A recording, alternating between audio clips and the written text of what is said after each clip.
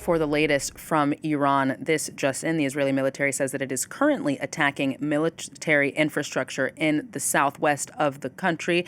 A statement also saying essentially that Israelis should be prepared for a long campaign.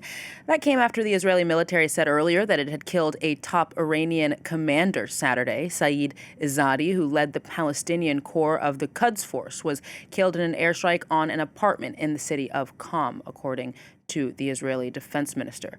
Israel also saying that it hit an Iranian nuclear research facility. And while it has continued to claim that it's focusing on military targets in its war on Iran, at least 430 people have been killed and over 3,500 injured since the start of the conflict. For more analysis, we'll cross now to Scott Lucas, professor of U.S. and international politics at the Clinton University of University College Dublin. Thank you so much for joining us today, Professor. So I want to start by asking you, do you think that Israel's war on Iran is simply about its nuclear program, or is it much more than that? Oh, it's way more than the stated aim of getting rid of the nuclear program. That's why Israel has not only been hitting nuclear sites. That's why it's not only been hitting military sites, but it's also been hitting civilian sites. It's hit civil nuclear reactors. It's hit the headquarters of the state police. And of course, it's hit residential buildings as it pursues targeted assassinations of officials, not just military officials, but also political officials and nuclear scientists. What's the aim? It is to break the Iranian leadership. It's to break Iran's ability to function while those leaders are still in power. So you try to create crises. So Tehran is suffering from shortages of food, shortages of electricity. You saw traffic jams as people have been trying to flee the capital, and you try to keep it in a state of fear. And that's not true just of Tehran, but other Iranian cities as well. And at the end of the day, we need to make this clear that the Israelis have asked the United States to, if they could assassinate the supreme leader. Now, Trump officials say they turned down that request, but Israel keeps pressing it. They keep referring to the possibility that Ayatollah Khomeini has to be eliminated, has to cease to exist, in the words of Israel's defense minister. So no, although Israel will not say it, they won't say the words regime change, it effectively is to try to take the leadership out. Now, Israel, on the nuclear side of things, Israel already claims that it has delayed, 8 days into this war, delayed Iran's potential to develop a nuclear weapon. This has come even as multiple countries, including parts of Trump's administration, say that Iran was nowhere near obtaining a nuclear weapon. So how accurate do you think Israel's claims are on the nuclear angle? Well, I think you're right to say, first of all, that while Iran had been developing what we might call breakout capability, which is that if it chose to advance further, it could make a nuclear weapon. In other words, it had been producing 60% uranium, which could be further enhanced to more than 90%. The International Atomic Energy said in the past week, there's no evidence that Iran has made the decision to produce a nuclear weapon. Intelligence services, including the U.S., have said that as well. So the Israeli statement that they have pushed back the nuclear program by 2 to 3 years, in the words of Foreign Minister Saar, it's more of a political statement. If Israel cannot get rid of the leadership, if they cannot remove the supreme leader and his top advisors, if Iran can continue to function, then there is a potential off-ramp. If Israel says, okay, we'll stop the attacks and even allow negotiations, and that is the Israelis will say, well, we have succeeded in this main aim of delaying the nuclear program. But at the same time that you have that possible off-ramp, I have to emphasize that Foreign Minister Saar said, okay, we've set back the Iranian nuclear program 2 to 3 years, but our attacks cannot stop until Iran's entire nuclear potential has been eliminated. Now, as a child of 9/11 and post 9/11 United States, the Iraq War, all of the discourse around that, I can't help but notice some similarities to the claim that, Saddam Hussein had weapons of mass destruction, and that being used to justify what became a much wider, devastating war. Do you think there are any similarities to that time and now?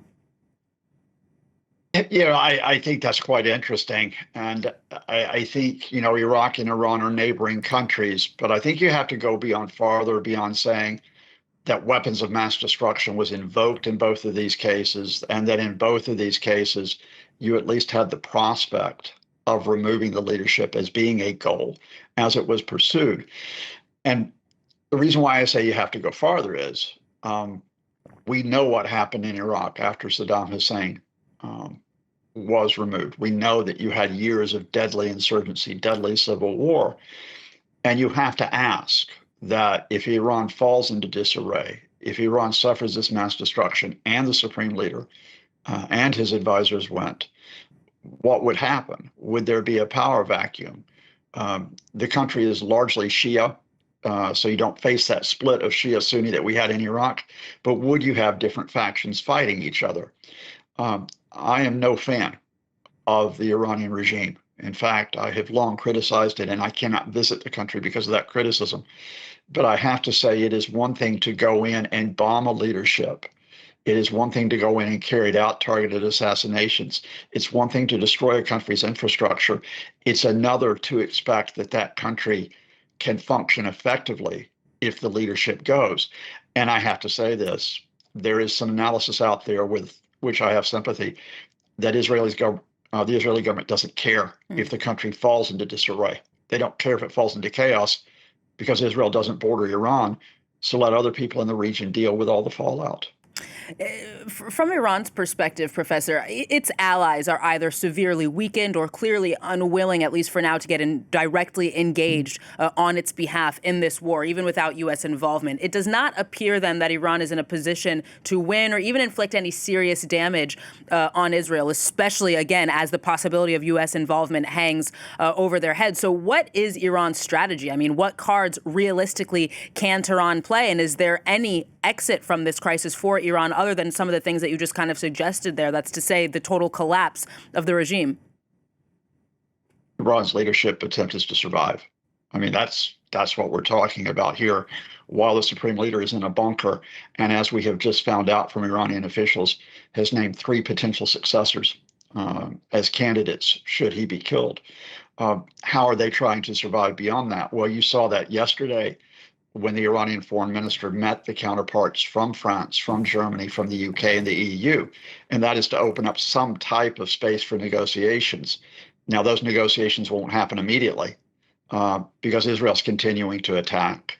But the hope is that the Europeans can try to speak to officials in the Trump administration, not Donald Trump himself. He's too unpredictable, but officials in the Trump administration to say, look, you really need to press Israel to pull back so we can have these negotiations. And interestingly, I think the Iranian foreign minister is in Turkey today. So you want to see if Turkey will put that pressure on for negotiations. And I think perhaps most interesting is that you're starting to hear from the Gulf states. You're starting to hear from Saudi Arabia, from the UAE, that they are concerned about this, that they are fearful what happens to them if you have these ongoing attacks on Iran, including on its nuclear facilities. Do the Gulf states speak up and say that negotiations are important and tell the Americans that? The Iranians will encourage all of that, not so they can defeat Israel. There's no prospect of that, but so they can get back to a negotiating table and get some breathing space from the attacks they are suffering. That brings me to a final question for you, Professor. I mean, I know Iran obviously has some powerful enemies in the Middle East, but it does have allies. We did indeed hear earlier from the Turkish foreign minister at that Organization of Islamic Cooperation. He said that Israel is leading the Middle East towards a total disaster, that there's no Palestinian, Lebanese, Syrian, Yemeni, or Iranian problem, but that the problems are coming from Israel, at least thus far. Why do you think there has been so little solidarity in the region with so many countries that are under attack? Well, I mean, first of all, let me say that the Turks always speak very, very loudly about Israel. They've done so over Gaza. They're doing so over Iran. It's another matter to actually put pressure on the U.S.